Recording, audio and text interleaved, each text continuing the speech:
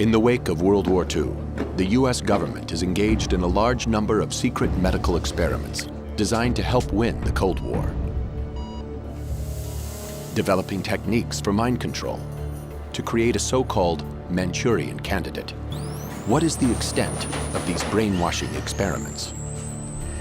How did the CIA become involved in such far-reaching and disturbing research?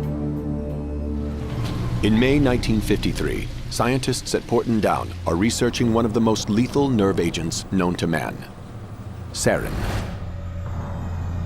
The experiments are conducted on military volunteers, but the young servicemen have no idea what they are letting themselves in for.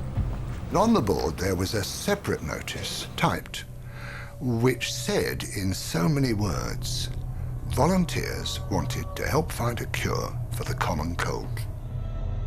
By volunteering, Ken Earl becomes an unsuspecting guinea pig in the war against the Soviets. On May 4th at Porton Down, he and 5 other Air Force men are led into a small room by 2 technicians. We were told by the 2 men to roll up the left sleeve. These 2 men then took 2 pieces of material and they taped them to our forearm.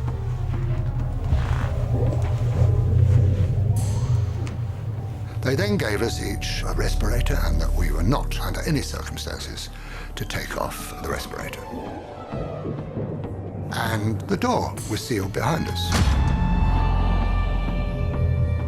It was very, very poky, a small building.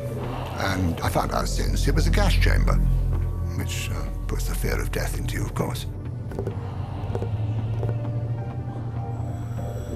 And this technician, with a vial and a pipette, went round each of us, and he dripped onto this piece of material 20 drops in 2 rows. The clear liquid is sarin nerve agent. It is quickly absorbed into the arm through the skin.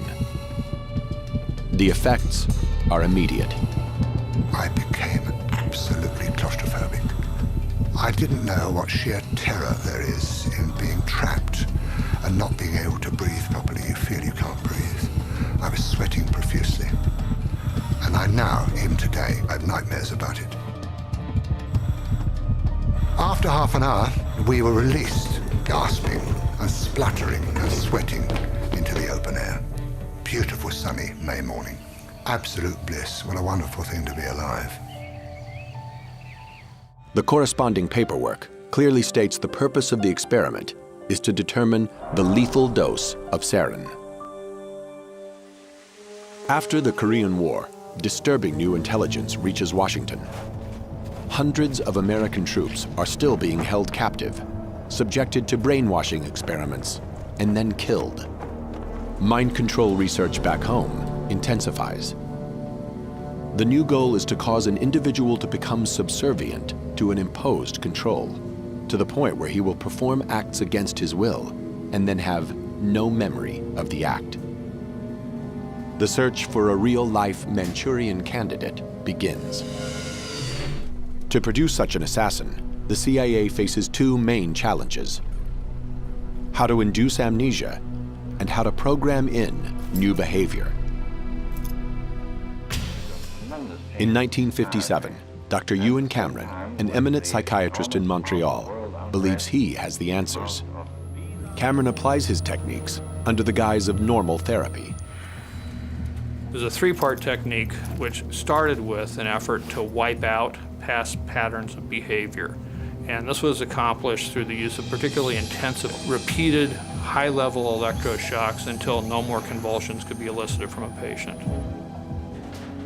Cameron then plays tape-recorded messages through helmets that are locked to his patients' heads.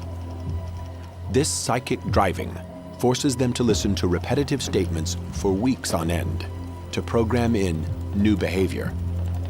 And then the final phase was to try to wipe out all recollection of what had happened. And that was accomplished by putting people to sleep for 30, 40 days, accompanied by different kinds of cocktails of drugs. Now, that's not any kind of therapy. That's a brainwashing experiment.